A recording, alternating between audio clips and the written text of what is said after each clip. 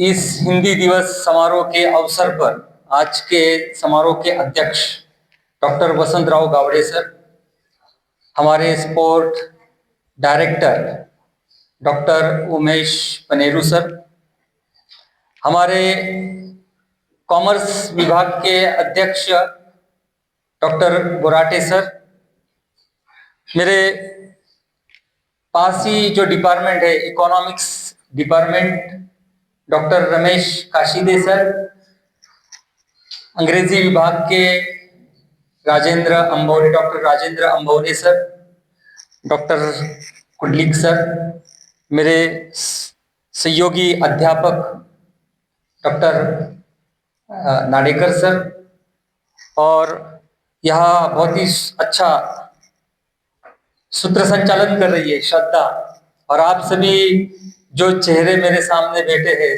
मेरे छात्र, उन सभी को मैं इस हिंदी दिवस की बहुत सारी शुभकामना देता हूँ और सभी का मैं मन से स्वागत करता हूँ। देखो मित्रों, 14 सितंबर 1949 में हिंदी राजभाषा के रूप में घोषित हो गई। वैसे तो उसे राष्ट्रभाषा के रूप में घोषित होना चाहिए था। कलम की एक नोक की झोंक के साथ हिंदी दिल्ली में आ सकती थी, लेकिन किसी अलग राजनीतिक चंगुल में वो फंस गई और वो अब तक राष्ट्रभाषा के लिए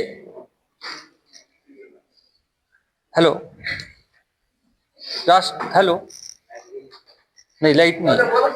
हाँ, राष्ट्रभाषा के लिए जो है हम आस लगा के बैठे हैं, उम्मीद लगा के बैठे हैं।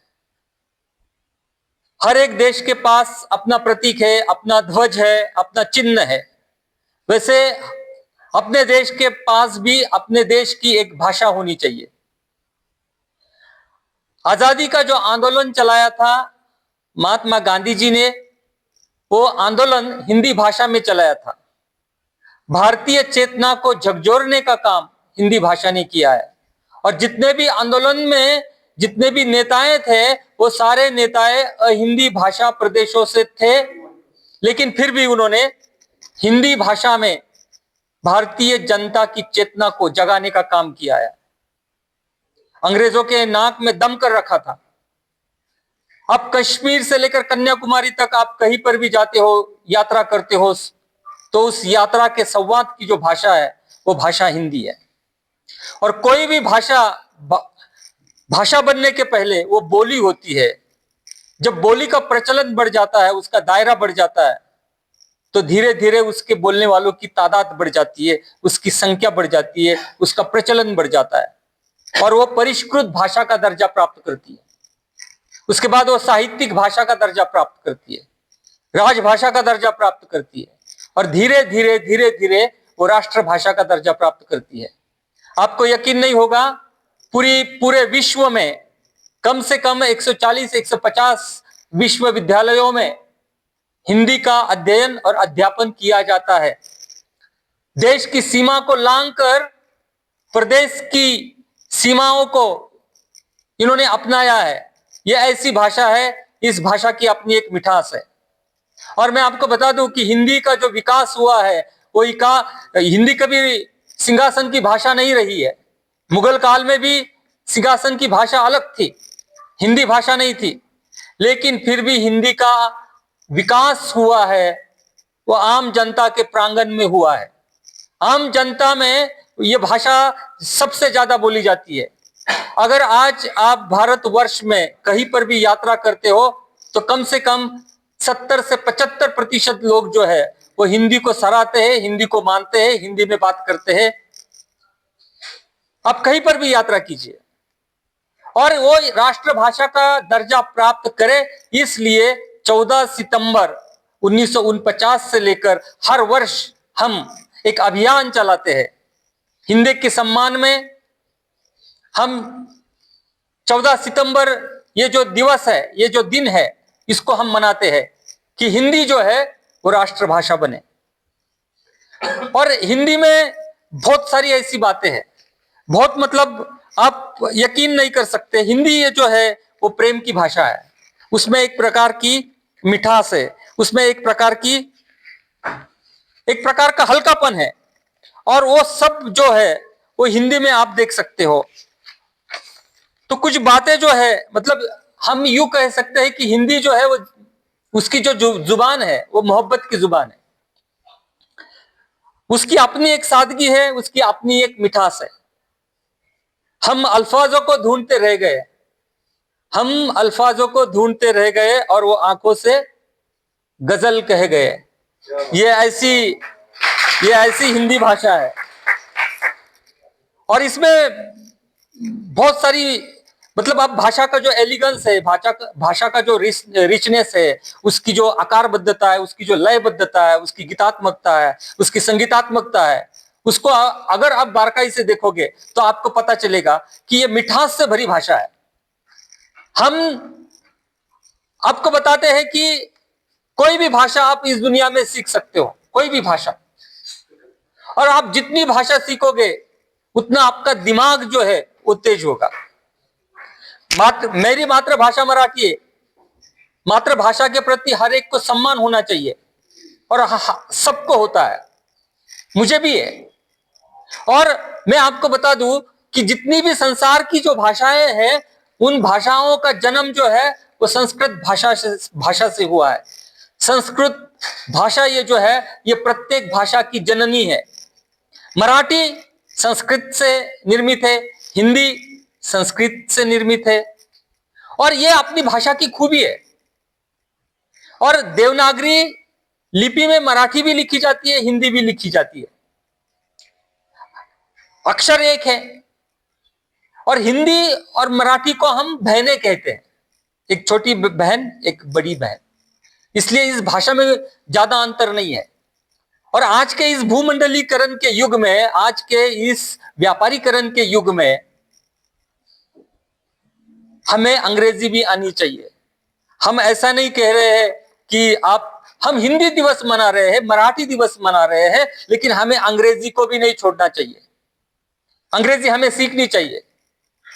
और आप किसी भी भाषा का विरोध तब कर सकते हैं जब उस भाषा को आप अच्छी तरह से बोल सकते हो, लिख सकते हो, और उसके बाद आप उस भाषा का विरोध कर सकते हैं।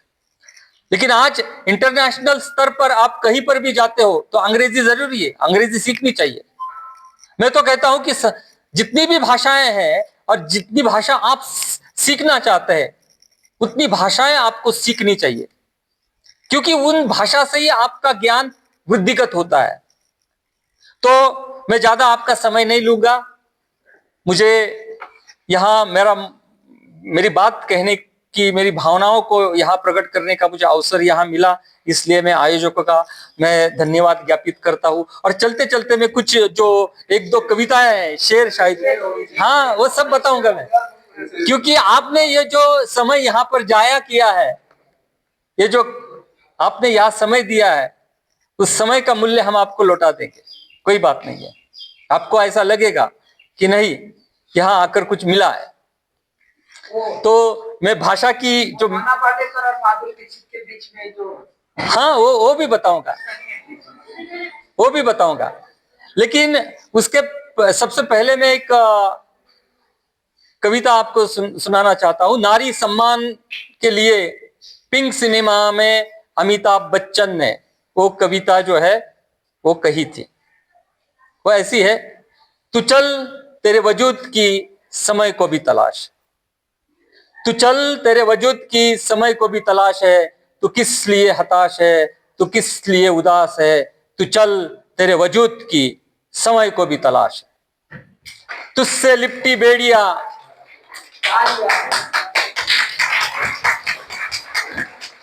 तुझसे लिपटी बेड़िया समझना इसको वस्त्र, तू पिघला के इन्हें बना शस्त्र, तू चल तेरे वजूद की समय को भी तलाश है, समय को भी तलाश है।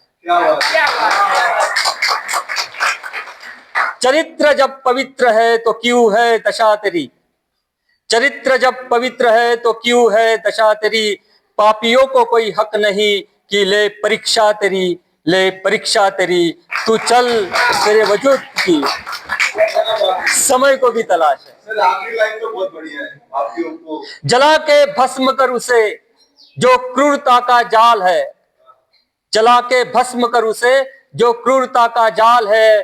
तू आरती की लो नहीं, तू क्रोध की मशाल है, तू चल तेरे वजूद की समय को भी तलाश है, समय को भी तलाश है।